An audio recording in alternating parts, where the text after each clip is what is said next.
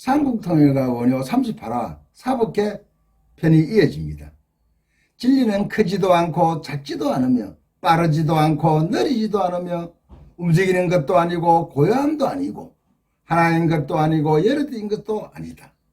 이런 까닭에 진리의 세계는 크고 작은 공간적인 상대성, 빠르고 느린 시간적인 상대성, 움직이고 고요함이란 운동적인 상대성, 부분과 전체라는 구조적인 상대성을 초월해 있다. 일도 아니고 다도 아닌 까닭에 한 법이 일체법이고 일체법이 한 법이다. 이렇게 무장무예한 법이 법계 관문의 묘술이 되니 모든 보살이 드는 문이다. 문의 화엄경 소를 제가 낭독했습니다. 김유신의 아들 원술은 평양에서 신기일전 죽기를 각오하고 싸워 당나라 서린계에게 이겼습니다. 겨우 목숨만 부지한 도독 서린계는 안동 도부를 이끌고 한겨울 꽁꽁 얼은 압록수를 건너 요동으로 쫓겨갈 수밖에 없었습니다. 신라의 성인은 문무대왕이 앞장서고 문무백관과 백성이 한마음으로 똘똘 뭉친 결과였습니다. 사람들은 길거리로 뛰어나와 서로 얼싸안고 만세를 불렀습니다. 신라가 당나라를 이겼다. 사만통일 만세. 신라 만세. 김유신 대장군 만세. 문무대왕 만만세. 사만을 통일한 신라는 당나라를 이 땅에서 완전히 몰아내고 당군 임금 시절 하나가 된 나라로 돌아가는 듯 했습니다. 그러자 요동이나 압록수 부근에서 자진해서 남으로 이주하여 예전 고구려 백성이 차츰차츰 늘어났고 그들은 관하에서 빼보내준 야산이나 황무지를 개간해 하루 두 끼를 스스로 해결해 나갔습니다. 아직 고구려의 부흥을 노리는 몇몇 무리들이 산속에 숨어 가끔 민가에 피해를 입혔지만은 문무대왕은 꾸준히 자진 투항을 권고했습니다. 투항하면 목숨은 물론이고 경작하고 정착할 땅까지 나누어 주었습니다. 길고 긴 전쟁으로 남자들은 턱없이 부족했습니다. 농사를 짓고 무너진 쌍을 다시 쌓는데 남녀노소가 따로 없었습니다. 사만백성은 무엇보다 지긋지긋한 전쟁이 끝났다는 현실에 두 다리를 쭉 뻗고 살 수 있었고 민심은 날로 풍요로워져 문무대왕의 태평성대를 친송했습니다. 그러나 문제는 또 하나 남아있었습니다. 무슨 악은인가? 왜구들은 끈질기게 신라를 노락질해왔습니다.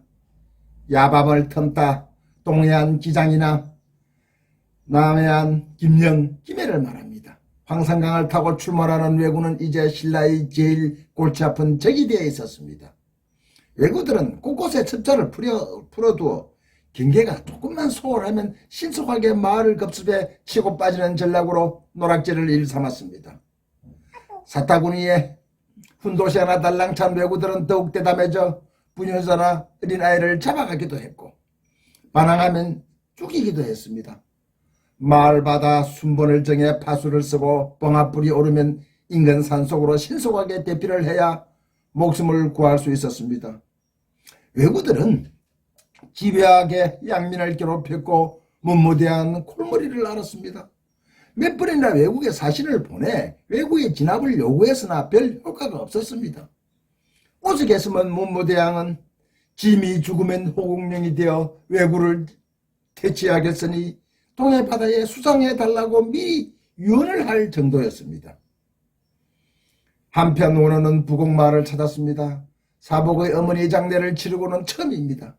그동안 긴 전쟁으로 피폐해진 전국을 떠돌며 물처럼 햇볕처럼 낮고 어두운 곳을 찾아다니며 일신과 화쟁으로 대중에게 희망과 용기를 심어주었던 원효가 아닙니까? 아무리 바쁜 원효라지만은 어찌 부곡마을을 잊을 수가 있겠습니까? 손수 피구름을 닦아낸 문둥이들이 건강도 궁금하고 모해춤을 추던 불구자 거지들도 보고 싶었습니다. 누구보다도 자신을 무척 따르던 모해가 보고 싶고 궁금했던 것입니다. 어떻게 변해 있을까? 모해는 타고난 심성이 착해 문둥이들을 잘 보살피고 있었겠지. 아니 내가 상상하는 것보다도 더 많이 변해 있을지도 몰라. 고개 넘어 마을 어귀 눈에 익은 반가운 풍경이 보이자 원효는 가슴이 뛰기 시작했습니다. 마치 긴 타향살이를 하다 고향의 부모 형제를 만나러 오는 사람 같았습니다. 신라의 모든 마을이 비슷비슷하다지만 부곡마을 어기는 꼭 고향마을 불당 고개가 닮았습니다. 한낮가을 햇살이 눈부시고 들판에 추수를 기다리는 황금나락이 바람에 파도처럼 물결쳐 보는 것만이라도 배가 불렀습니다. 마을을 둘러싸고 있는 지산에서는 뻐꾸기가 쉴 새 없이 우르댔고 눈치 빠른 까치 녀석은 원효가 낯설다고 머리 위를 빙글빙글 돌며 소리소리 지르며 따라왔습니다. 원효는 자신도 모르게 보찜을 당겨매고 발걸음을 제출했습니다. 마을 들머리에 크고 작은 토불상이 아무렇게 수북히 쌓여 있었습니다. 몸통과 머리가 부서진 것도 있었고 애당초 잘못 만들어 불상인지 무엇인지 구분도 못하는 안가는 것들도 있었습니다. 아주 서툰 솜씨로 만들어 첫눈에 불상이라고 짐작하기도 어려웠습니다. 그런데 분명한 것은 모두 한 사람이 만들었다는 것입니다. 누가 흙으로 불상을 만들어 마을 어귀에 이렇게 놓았을까? 나무함이 답을. 원호는 깨어진 불상을 자세히 보며 엄청난 불심이 깃든 흔적을 느낄 수가 있었습니다. 만드니는 비록 서툰 솜씨지만은 정성을 다해 나무아미타불을 염송하며 만든 것이 분명했습니다. 다만 그 힘이 다듬어지지 않았을 것을 느꼈던 것입니다. 만드니의 정성에 감동하여 깨어지고 얼그러진 토불상을 부처님 명호를 붙이며 하나하나 나란히 쌓아나가기 시작했습니다.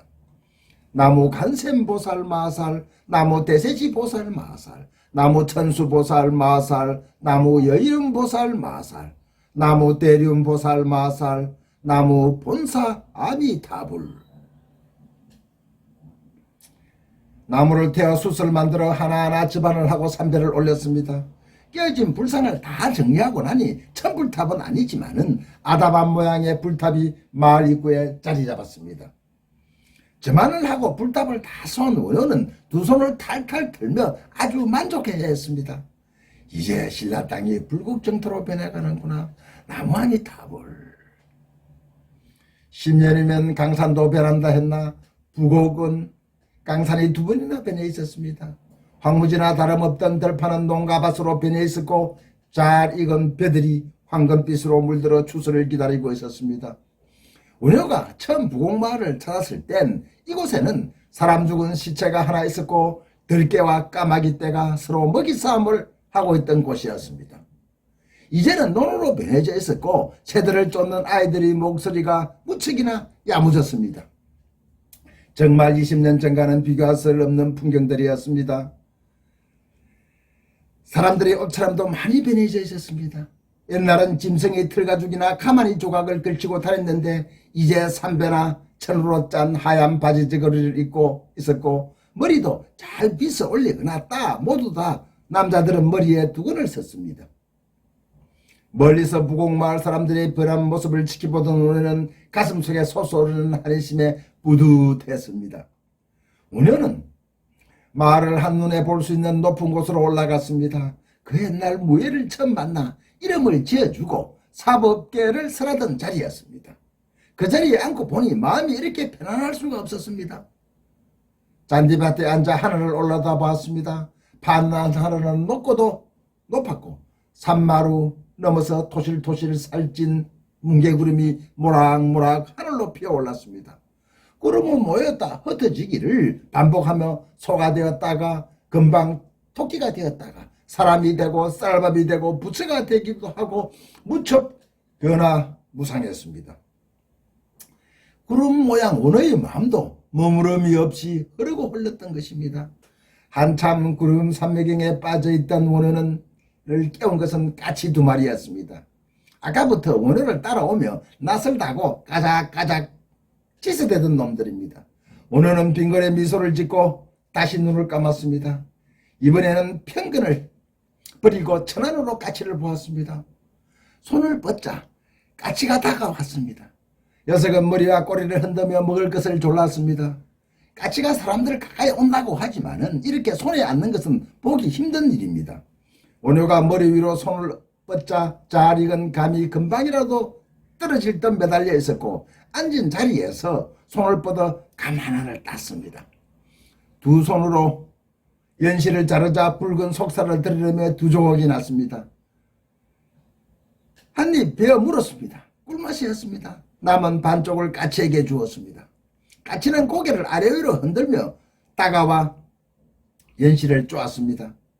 또 까치 한 마리가 손바닥에 올라왔습니다. 들고 있던 감을 반으로 나누어 주었습니다. 한참 까치와 놀고 있는데 누군가가 옆에 다가온 듯 했습니다. 인계치를 느끼고 고개를 들었습니다. 처음 보는 사람이었습니다. 그런데 이상하게 전혀 낯설지를 않았습니다. 아주 잘생긴 미소년이었습니다. 두루마기를 입은 옷차림이나 머리에 쓴 조우간을 보아 어느 귀족 가문의 도령이 분명했습니다. 오냐 눈이 마주쳐자 도령은 무척 반기는 듯 하지만 머뭇머뭇했습니다. 순간 원혜는 입에서 자신도 모르게 소리가 튀어나올 뻔했습니다. 깜짝 놀란 원혜는 아무 말도 하지 못하고 입을 벌린 채 빈손짓만 해댔습니다. 하필 그때 어디선가 바람을 타고 노래소리가 들렸습니다. 어디서 많이 듣던 노래입니다. 무예가다. 각성의 삼매문을 처음으로 열어서 그리가리 그리며 무예가 꿀렸네. 요석궁 달 밝을 때 봄밤 깊이 잠들더니 구랑사 문 닫히고 빈 그림자만 돌아보네. 점점 무예가 소리가 가까이 다가오서 있었습니다.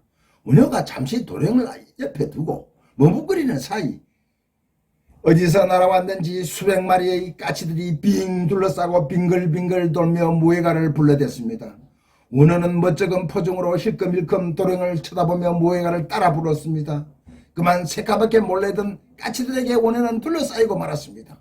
도령은 보이지 않았습니다. 깜짝 놀란 원효는 정신을 차리고 눈을 번쩍 떴습니다. 감사합니다. 39화 400개 2편이 이어집니다. 구독 바랍니다.